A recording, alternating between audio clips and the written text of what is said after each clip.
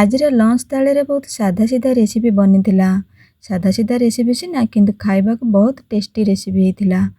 ଆଉ ଆପଣମାନେ ଭିଡ଼ିଓକୁ ଯଦି ଆରମ୍ଭରୁ ଶେଷ ପର୍ଯ୍ୟନ୍ତ ଦେଖିବେ, ଆପଣମାନେ ନିହାତି ଥରେ କରିବା ପାଇଁ ଟ୍ରାଏ କରିବେ। କାହିଁକି ନା ଘରେ ସବୁବେଳେ ରହିଥିବା ଜିନିଷରେ ଆମେ ଏଠି ଗୋଟେ ଟେଷ୍ଟି ରେସିପି ବନାଉଛେ, ଯେଉଁଟାକି କ୍ୟାପ୍ସିକମ୍ ଆଉ ଆଳୁକୁ।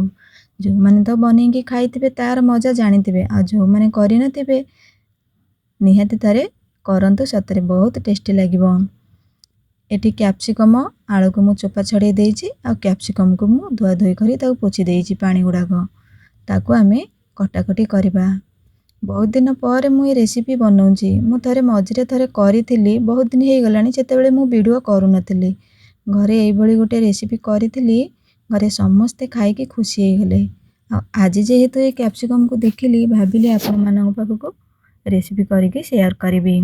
ଆପଣମାନଙ୍କୁ ତ ନିହାତି ଭାବରେ ଭଲ ଲାଗିଥିବ। କ୍ୟାପ୍ସିକମ୍ ତ ଗୋଟେ ଏମିତି ପରିବାଟିଏ, ତାକୁ ଯେଉଁଥିରେ ପକାଅ ତାର ଟେଷ୍ଟ ତ ଭଲ ଲାଗିଥାଏ।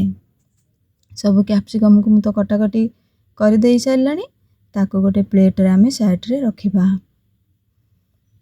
ଆଳୁକୁ ଆମେ ଯେମିତି କାଟିବା, କ୍ୟାପ୍ସିକମ୍କୁ ବି ସେମିତି କାଟିବା। କଟାକଟି କରିସାରିଲେ ତାକୁ ମୁଁ ଗୋଟେ ପ୍ଲେଟ୍ରେ ବାହାର କରିକି ରଖିଦେଉଛି ସାଇଡ଼୍ରେ। ତାପରେ ଆମେ ଆଳୁକୁ ବି ସେମିତି କାଟିବା। ଆଳୁକୁ ଆମେ ଧୁଆ ଧୋଇ କରିଦେଇଥିଲେ, ତଥାପି ଆଳୁ ତ ପାଣିରେ ନ ପଇଲେ ସେ ସାଙ୍ଗେ ସାଙ୍ଗେ କଳା ହେଇଯିବ। ତାକୁ ପୁଣି ଥରେ କଟାକଟି କରି ପାଣିରେ ପକାଇଦେବା। ଏଠି ମୋର 3-4ଟି କ୍ୟାପ୍ସିକମ୍ ଅଛି, ଆଉ 2ରୁ 3ଟି ଆଳୁ ଅଛି। ଯେତିକି ମୋର କ୍ୟାପ୍ସିକମ୍ ସେତିକି ଆଳୁ ଅଛି।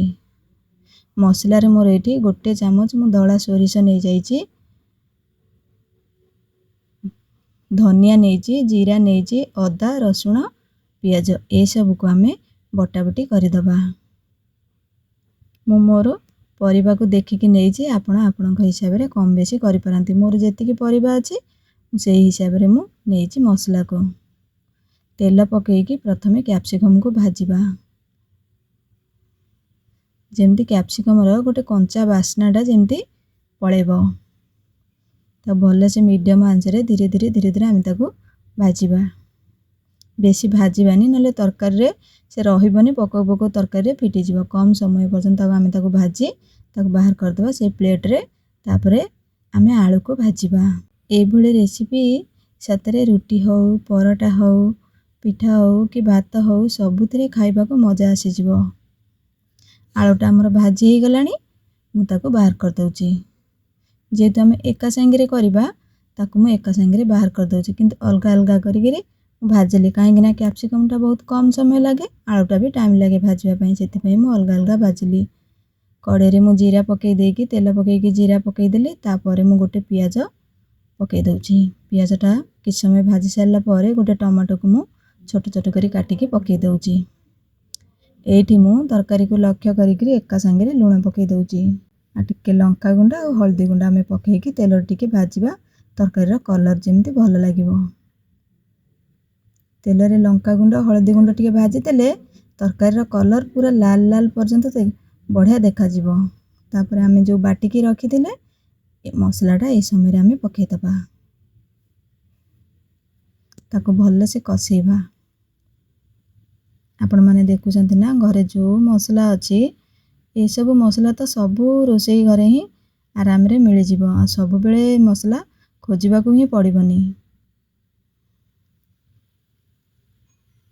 এইଭଳି ମସଲାରେ ଏମିତି ସାଧା ସିଧା ରେସିପି କରିକିରି ଖାଇଲେ ତ ତାର ମଜା ମାଛ ମାଂସକୁ ବି ଫିକା ପକାଇଦେବ।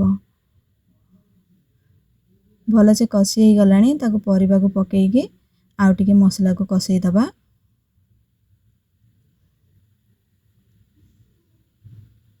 କସୁରୀ ମେଥି ମୁଁ ଏଥିରେ ଟିକେ ପକାଉଛି। ଆଉ ଟିକେ ତାକୁ କଷିଆ କଷି କରିକି ଆମେ ଦେଇଦେବା ସିଝିବା ପାଇଁ ପାଣି।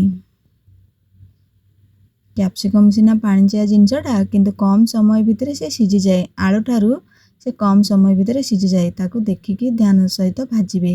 ବେଶୀ ତେଲରେ ଭାଜିବେନି, ଅଳ୍ପ ସମୟ ଭାଜିକି ତାକୁ ବାହାର କରିଦେବେ। ଏଠି ଖାଲି ସିଝିବା ପାଇଁ ପାଣି ଦେଇ ଦେଉଛି। ତାକୁ ଘୋଡ଼େଇ ଦେବା। 7-8 ମିନିଟ୍ ପରେ ଆମର ତରକାରୀ ହେଇଯିବ ରେଡ଼ି।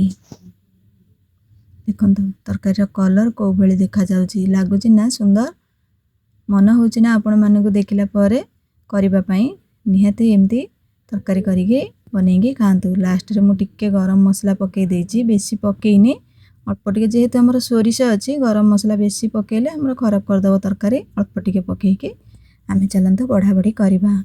एठी हमर आलू कैप्सिकम तरकारी सहित मेरी प्लेन डाली रखिछि, कदली भजा और आलू भर्ता रेडी हे गेला हमर दिन बेलार खाइबा। आपण मानकु वीडियोटी किपरि लागिला निहाती कमेंट बॉक्स रे जणैबा पई भूलिबेनी। वीडियोटी भल लागिले लाइक करबा को भूलिबेनी। नुआ थिले तो मो चैनल को आपण माने निहाती भाबरे सब्सक्राइब करिवे। आज रे वीडियो रे एतिकी रहउची। नमस्कार।